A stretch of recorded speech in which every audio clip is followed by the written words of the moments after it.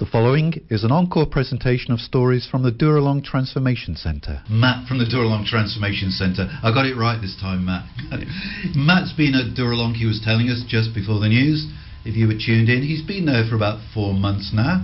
He told us that he comes from Musselburgh, born and bred country boy. He's been at Dooralong, 3 or 4 months, and he said that at the moment things are going well. So, Matt, let's get the big questions out of the way to begin with. What are your addictions? Because we know that everybody at Dooralong is addicted to something. What is it for you? Smoking marijuana and meth. Yeah, so it's drugs really. Yeah, alcohol, gambling as well, but not as bad. Yeah, so the drugs are really the one that you came to get sorted out.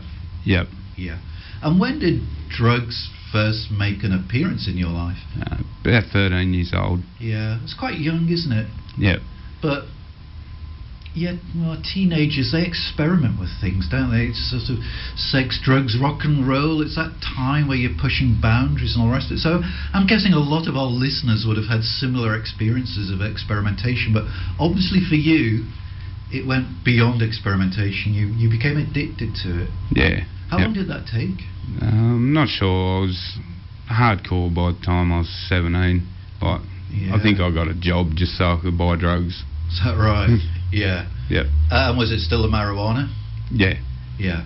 So, how were you getting the money? Were you working? Yeah. Yeah. And it wasn't affecting your performance at work?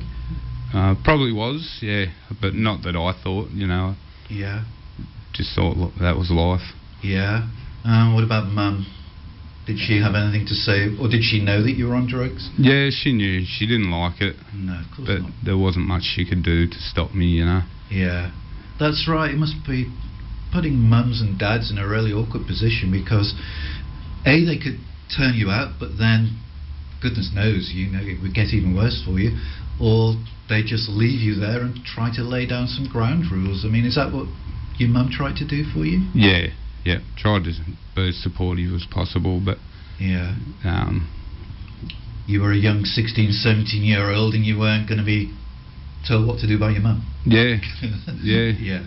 And without her kicking me out and calling the cops on me or whatever. Yeah. She did all she could. Yeah.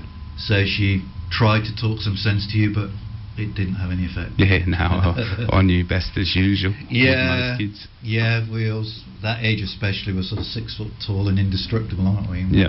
Not going to listen to old fogies like Mum and Dad. It progressed into beyond marijuana. When did the harder drugs sort of come into your life? About 23 years old. Started snorting speed. Yeah. Why? Mainly just to party. Yeah. But yeah, then meth took over not that long ago. But yes, so you do see a progression from marijuana to the harder drugs. Some people say if we legalise marijuana then and take away the criminality, that would be a good thing because it would destroy the business of the pushers. But other people say no, because it's just the gateway drug to some of the hard things. And from your experience, that bears that out, doesn't it? Yeah, I never thought it was that way, but it turns out it's probably right. Yeah, so if you hadn't started on the marijuana, you would probably never done the speed and the meth and all the rest of it. Yeah. Yeah. And what do you get from these drugs? When you're taking them, why were you taking them? I think that's something that people sometimes have difficulty getting their head around. What does it do for you that you've got to have? I'm not sure. Just, it was fun, something to do. Made you feel better? Yeah, give me something to do, fill up time. Yeah, yeah, and that was it. It was drink but mainly drugs. Yeah, use drugs just to pass time. Yeah. You were at Dooralong, aren't you? Because, and you told me off air that the phrase you used was that you were self-admitted. Yeah. Yeah. Tell the listeners what that means. That you're self-admitted to Dooralong. I went to drug and alcohol counselling after blowing a roadside drug test. Yeah. And I told them that I needed help. Yeah. And they made the phone calls, and yeah, eventually I got in there, signed myself in.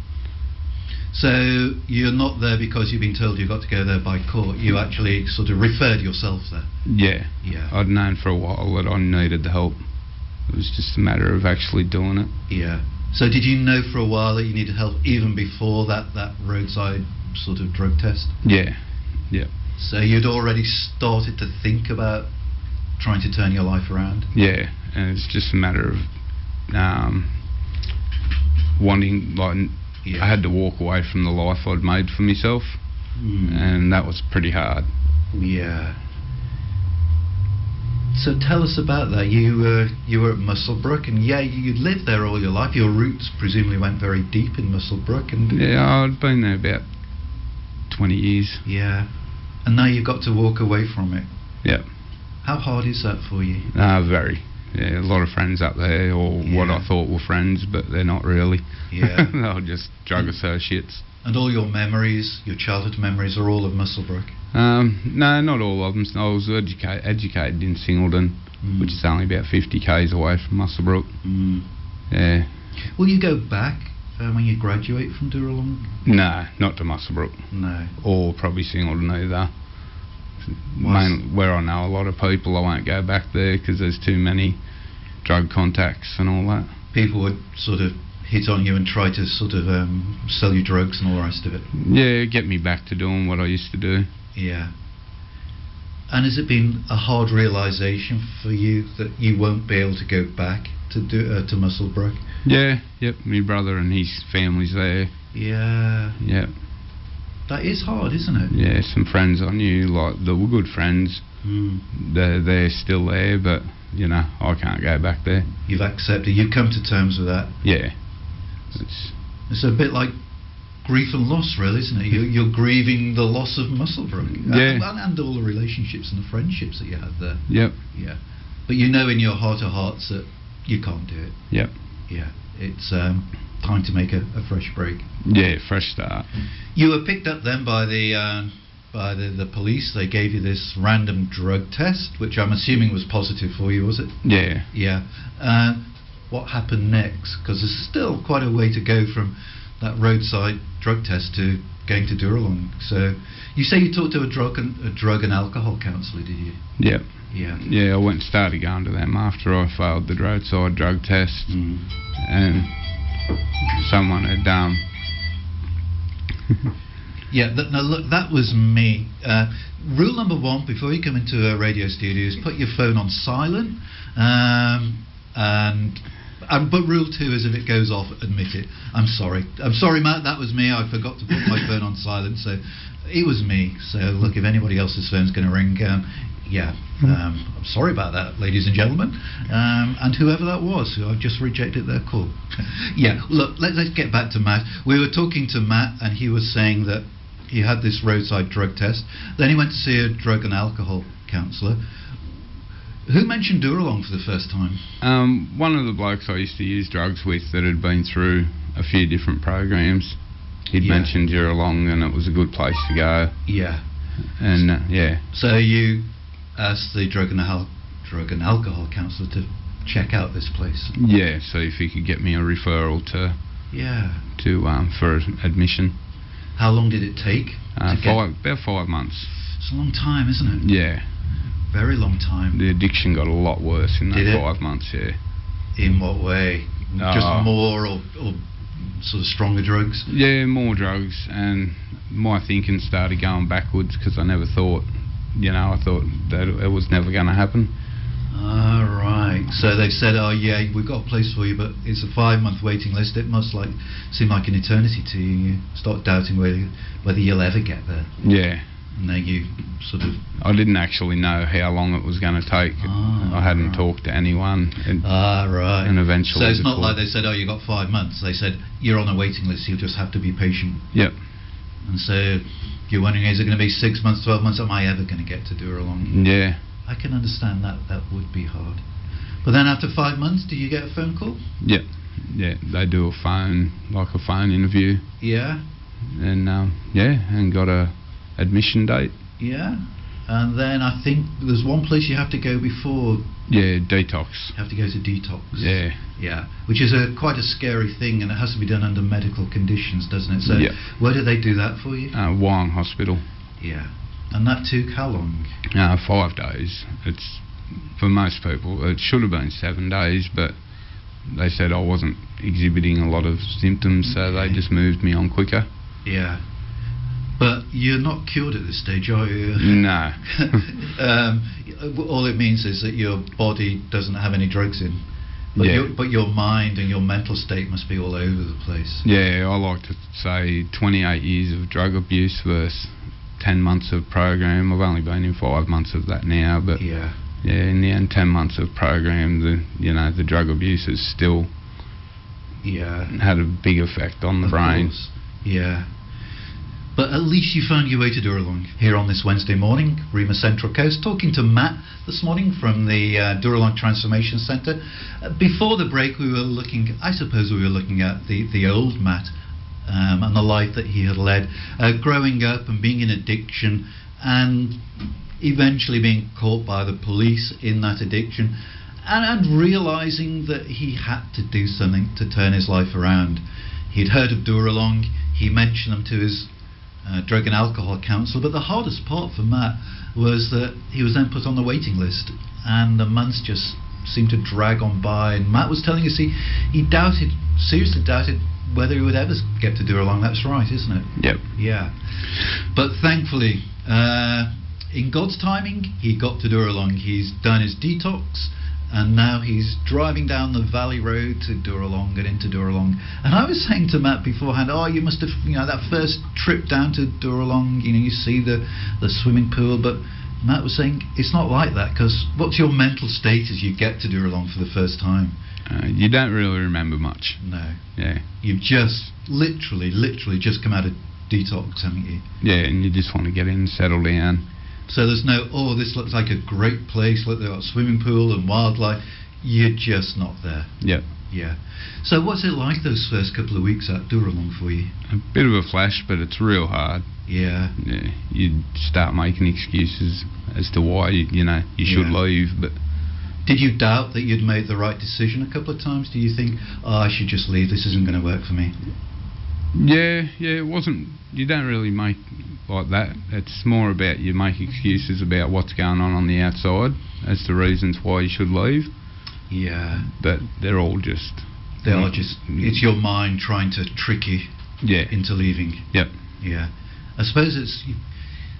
You got two voices in each, one voice in each ear really. One voice saying, look, Matt, you made the wise decision, stay where you are. It's been hard, but see it through. And the other voice on the other side is saying, nah, it's not going to work for you, Matt. You might as well get yourself out of here. Yep. Get back to your mates up in Musselburgh. Yeah. And you're in the middle of it. Scary. Yeah. But you did stay, which is great. Yeah.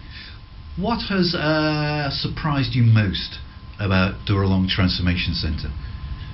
It teaches you a lot about yourself. The people that are there, like the workers, they know a lot.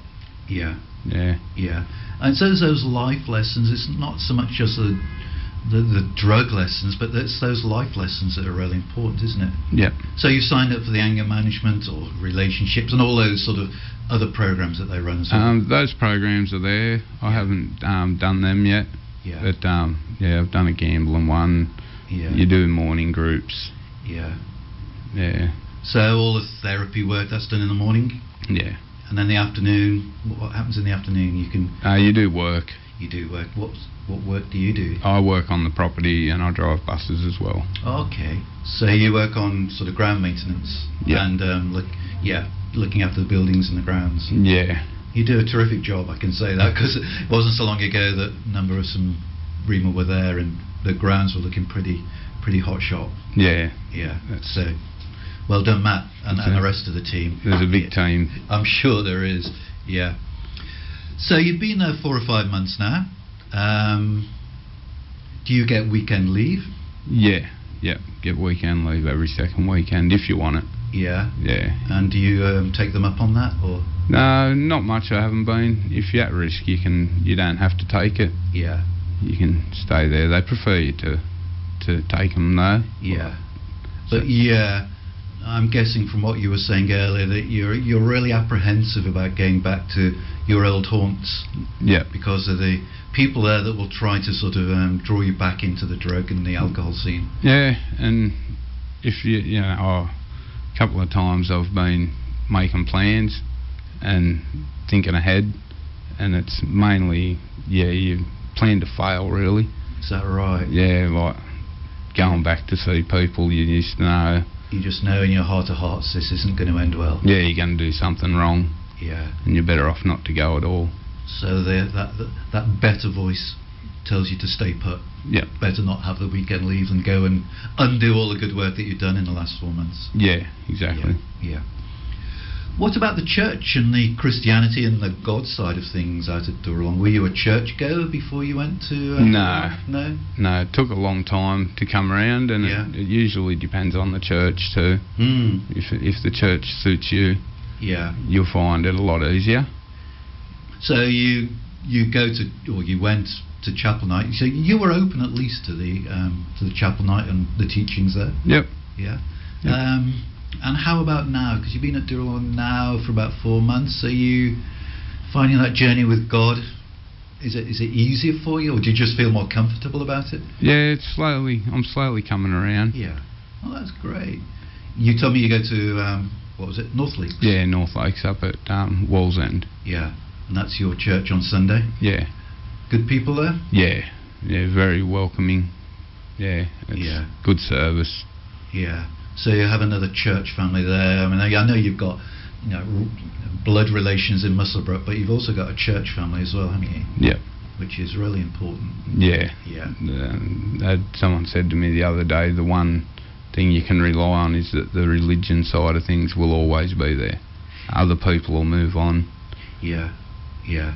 Yeah, I think church friendships, find the right church, find a church that suits you as far as the worship and the music and the people are concerned, but I think those friendships will last for life. Yep. On this Wednesday morning. Still talking to Matt from the Dooralong Transformation Centre. What we're going to be talking about in this final little talk is about the future, really, but I suppose to some extent, Matt, you haven't got any firm plans yet, because you're only about halfway through the programme, aren't you? Yeah, halfway. I've started making plans. Okay. But as you said, what sort of plans? What direction are you thinking of? Just trying to make plans as to which way I want to go with work when I get out. Yeah. Where I want to get a house. Yeah. And we know you may not know where it's going to be, but we know where it's not going to be, don't we? It's not going to be in Musselburgh. Yeah. Yeah. Even though it's been a really hard decision for you to turn your back on it, you recognise in your own heart of hearts that from your own health point of view, you can't go back to Musselburgh. Yep. Yeah. I'll probably stay on the Central Coast here somewhere, hopefully. Oh, that would be great. We would love to have you. It would be super. Yeah. And that way, you feel as if, well, you're still really close to Dooralong then, aren't you? Yeah, and I'd like to do some volunteering, give back to the Salvos in any way I can. Oh, that's good. Yeah, they do terrific work, don't they, the Salvos? Yeah. Not just in drug and alcohol, but in financial counselling and all sorts, and all the other great things that the Salvos do. Yeah, they actually care about people. Yeah, yeah. And then that's one of the criticisms sometimes, isn't it, that people have of churches, that a lot of churches, they preach people and tell them what to do, but the Salvos actually roll their sleeves up, get their hands dirty, and they go and do it. Yep. They don't just talk about it, they actually do it as well. Yeah. So, So you'd like to give a bit back? Yeah, that's it. Yeah. And church-wise, that's another way, I suppose, you can keep that sort of connection with Dooralong going. If you would you still be going to a Salvos church when you leave, do you think? Yeah, for sure. Yeah. The one I go to at the moment, North Lakes, they do a lot of good work. Yeah. On the streets, like volunteer programs. Okay. And volunteering for them would be a good thing too. Yeah. When you say for people on the streets, is this homeless people or people in addiction? Or? They do youth off the streets and a lot of things like that, where they find them a safe place to go. Oh wow. Yeah. That's pretty good. Yep. And that's something you're interested in? Yeah, just volunteering to help out with that kind of thing would be good. Yeah. And what about work? Because we've spoken to people from Dooralong who actually, turn that volunteering passion into more of a career for them. They've done a bit of studying at TAFE and got their sort of qualifications in community services and things like that. Is that something that would interest you? I'm not sure. I've done a lot of driving over the years. I'll probably go back to driving. Yeah. Try and get something like that. Yeah. So what happens for Matt next? I suppose it's sort of just being sensible, keeping yourself on an even keel for the next 4 or 5 months. Yeah, finding a balance in life, as they say. Yeah. Where will you be for Christmas in Dooralong, I guess? Yeah, I'm not sure what the go is with over the Christmas break. Whether they, I think from what I've been told, they have a great time for those guys who remain at Dooralong. They have a pretty good time at Dooralong. Yep. A lot of pretty good food, I think. Yeah, I haven't asked yet. Yeah. I think they'll put on something quite special for you. Where were you last Christmas? In Muswellbrook. Yeah, using drugs and doing what I was doing before, and it wasn't a good place. Wasn't a happy time Christmas? No. So maybe this is a Christmas that for a long time you're able to look forward to. Yeah. First one of many. First one of many. Yep. That's a great way of looking at it. First one of many. Yeah.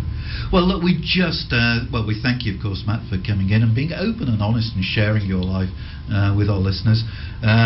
But we just pray that God will continue to guide you through the remainder of the programme at Dooralong, but then guide you into a safe and nice place to live here on the Central Coast would be good, and get you a really good career and continue that attendance at church and that sort of that connection that you have with your church. That sounds really good.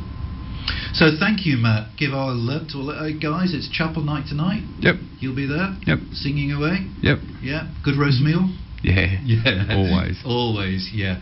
Have a great time tonight, and thank you once again, Matt. All right. Thank you. You've been listening to an encore presentation of the Dooralong stories, which can be heard live every Wednesday at 10 a.m. and repeated 8 p.m. Sunday and 1 a.m. Wednesday, right here on 94.9 Rema.cc.